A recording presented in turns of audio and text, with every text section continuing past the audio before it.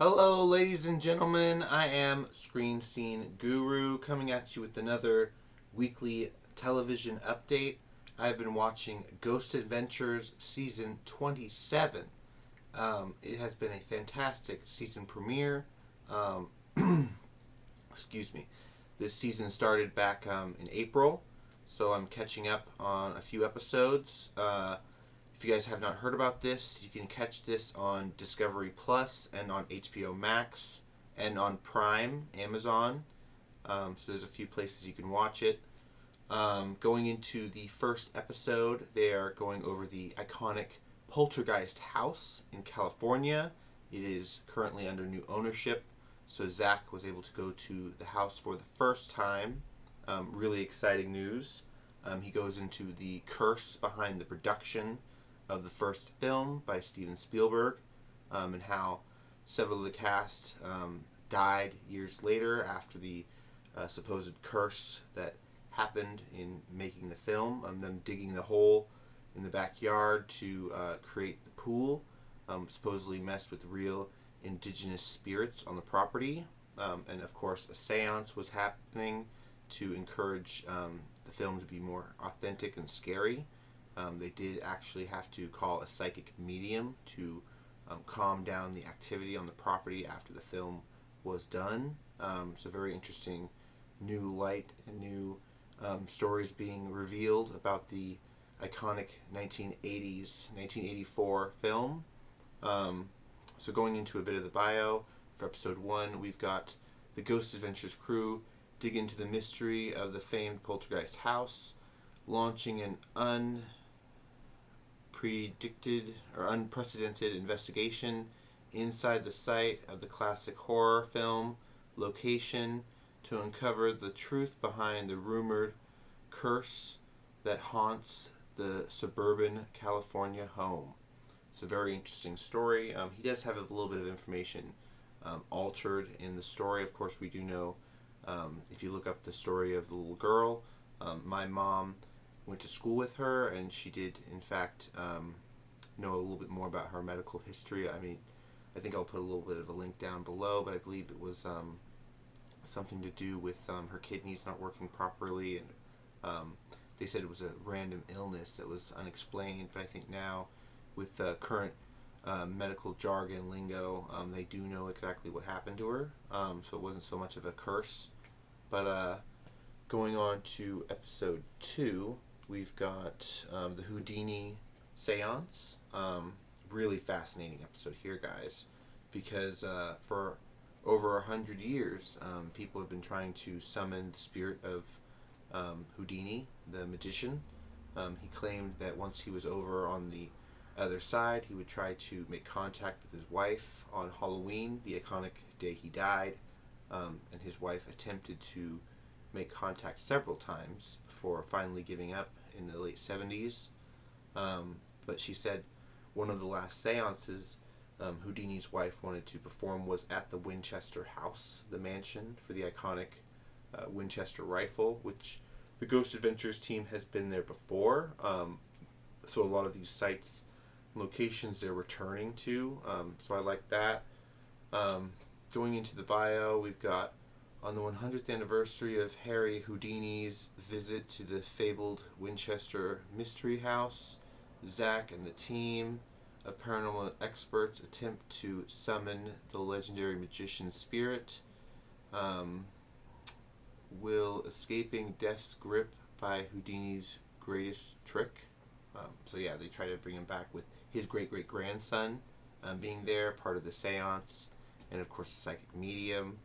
They capture real evidence on Polaroid photographs of electrical balls, energy moving across the room, and people being struck in the head, and then energy being dispersed through a table. So real life proof of presence after death. They believe someone comes and sits down with them at the table. They believe that's Harry Houdini's spirit making contact. So really cool evidence here gathered, guys, for paranormal and proof after death, life after death. Going on to episode 3, we've got the Glen Tavern tragedy, and that was on April 30th. Zach and the crew return to the Glen Tavern Inn in Santa Plana, in California. Uh, Jonathan Davis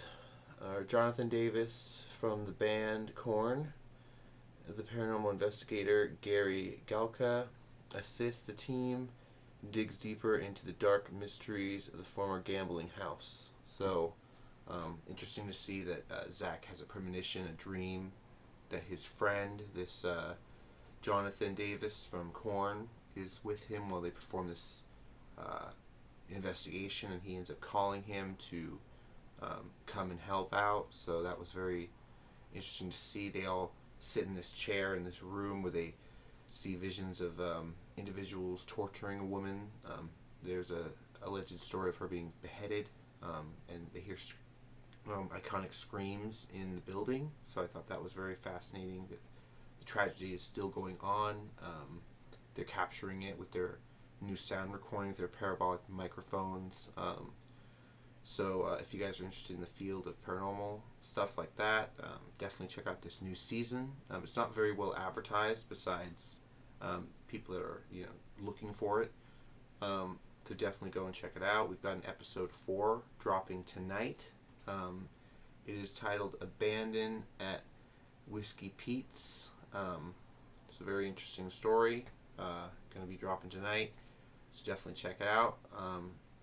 As far as a few more movies and gaming news, I did recently come out with a video about the 100% tariff on the industry, and a bit of a link in that description to states that are offering tax benefits to incentives to bring work back to the states.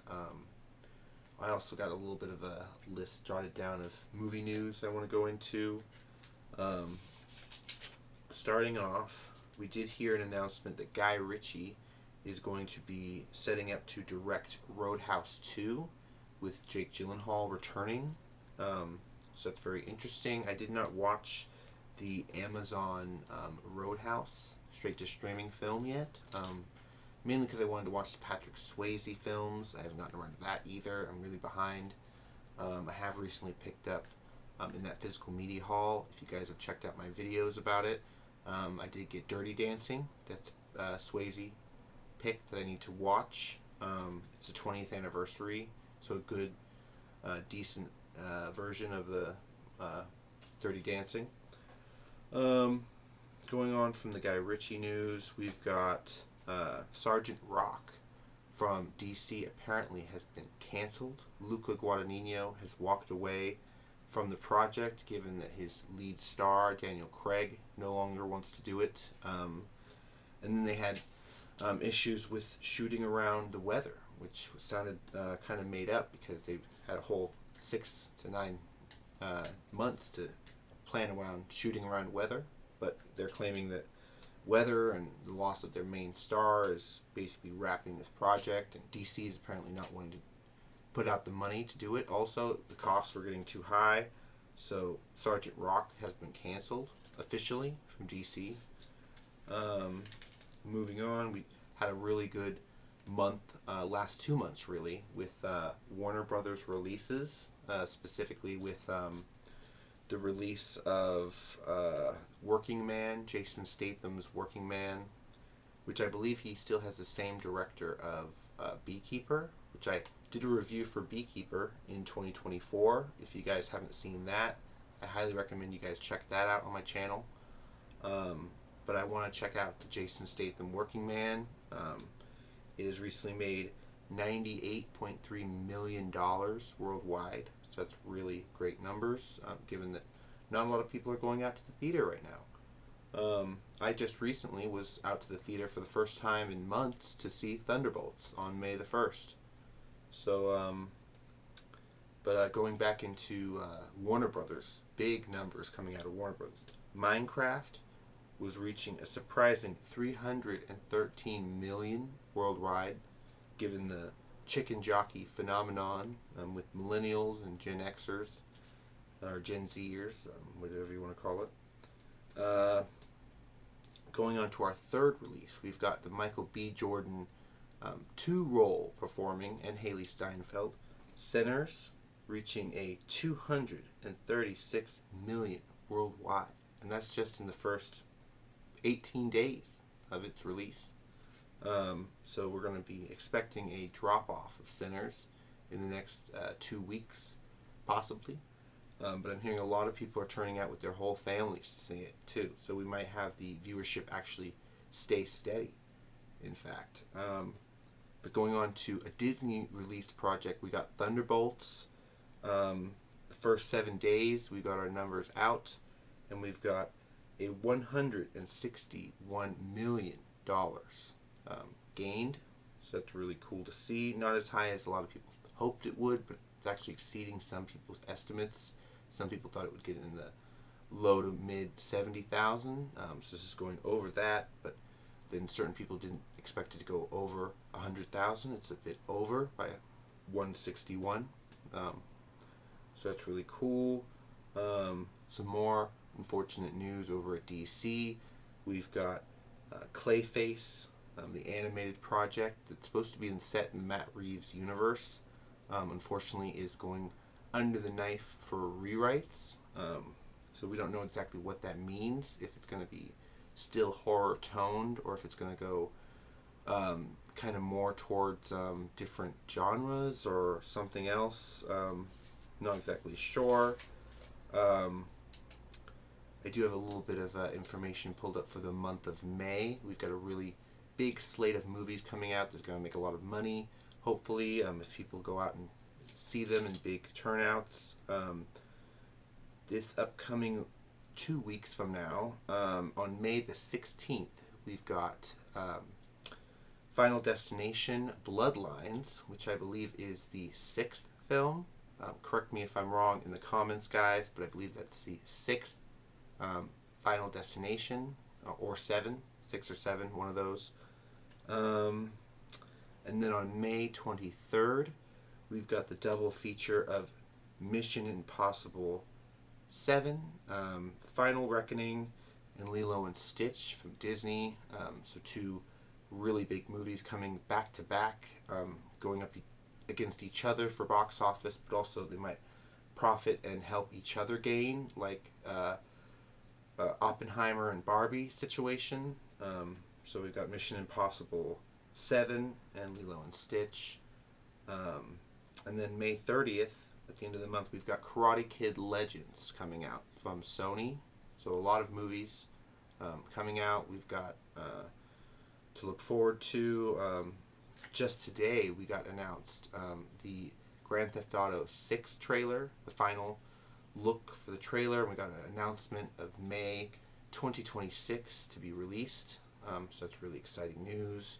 We also heard from Sandra Bullock and Nicole Kidman about a Practical Magic 2 happening by 2026, possibly. Very fascinating to hear about that story coming out.